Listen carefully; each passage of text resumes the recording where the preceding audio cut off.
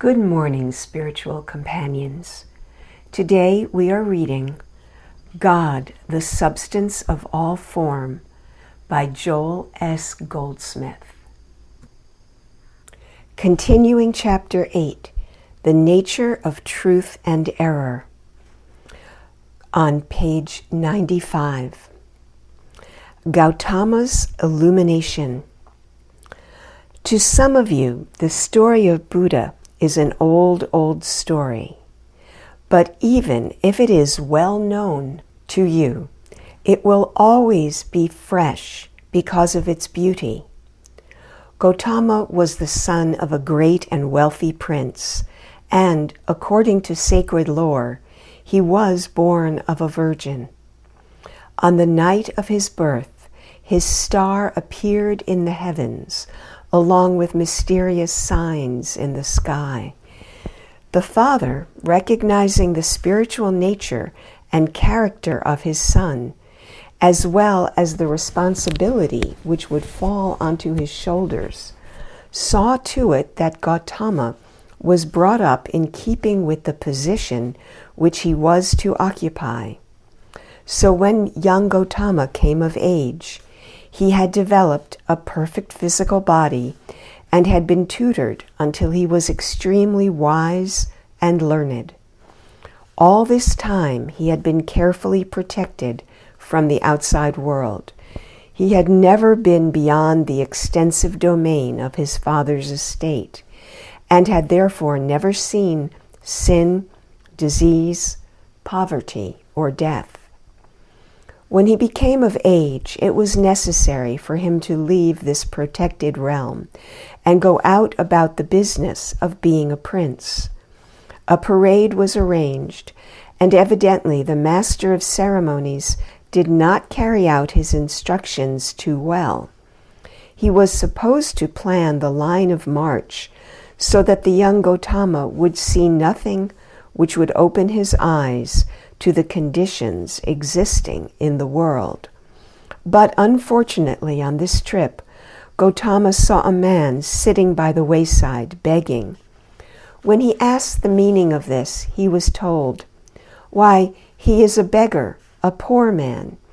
That is his only way of getting food."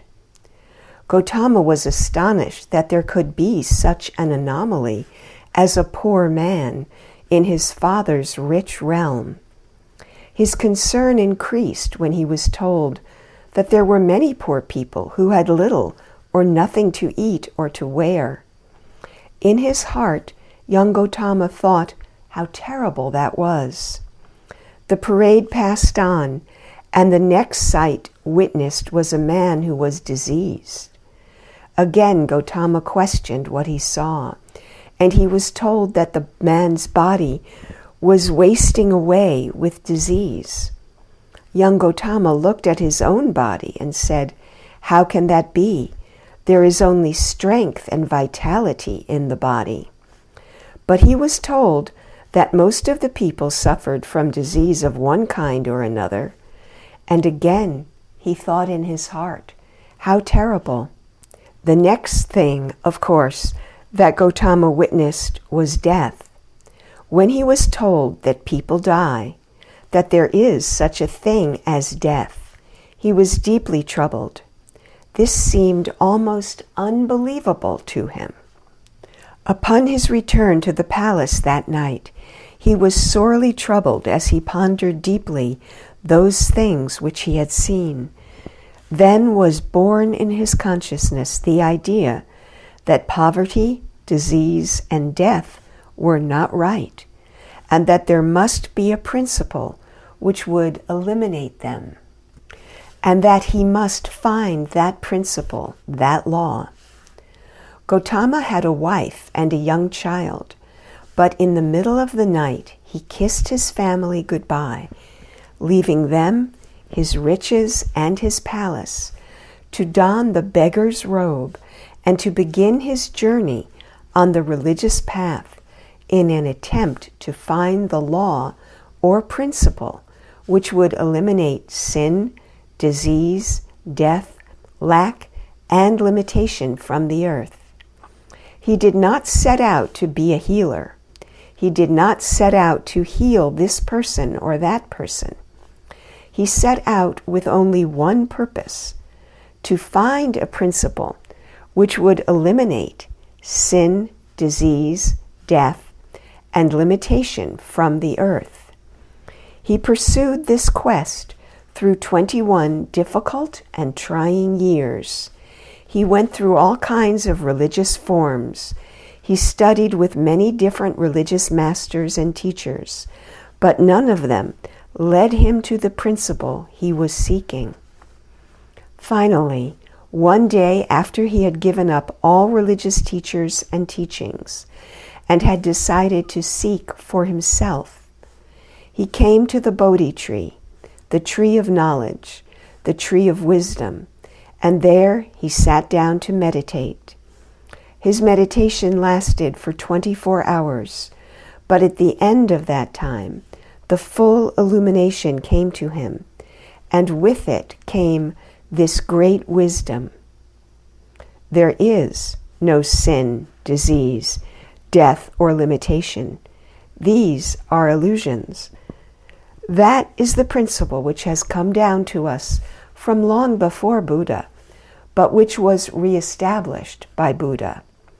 The principle that we are not healers of sin, disease, or death, because there is no sin, disease, or death. All that appears as an objective world, a sense world, is illusion. All human experience known through sense testimony is a myth, an illusion. Our false sense of the universe constitutes the illusion. After Buddha had gone on, his disciples did excellent healing work through his revelation, but about 50 years later, they organized it and began to introduce forms of worship, hymns, prayers, and all the other rituals. The healing power was then lost, and the teaching of Buddha was broken up into factions, so that today there are many, many sects, all of them hedged about with form, prayers, mantras, with everything except the original truth, given through the illumination of Buddha, that all error is illusion.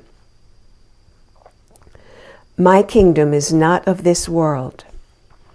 In fulfilling his mission on earth, Jesus taught identically the same message. My kingdom is not of this world. In other words, the kingdom of reality is not of this world. This world is made up of that which has no real existence. It is made up of sin, disease, death, lack, and limitation.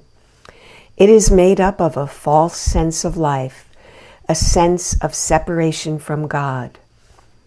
When Pilate said to the Master, "Knowest thou not that I have power to crucify thee and have power to release thee?" Jesus answered him, "Thou couldst have no power at all against me, except it were given thee from above." In other words, there was no power but that of the Father. And what did he say to all the diseased, the sick, the lame?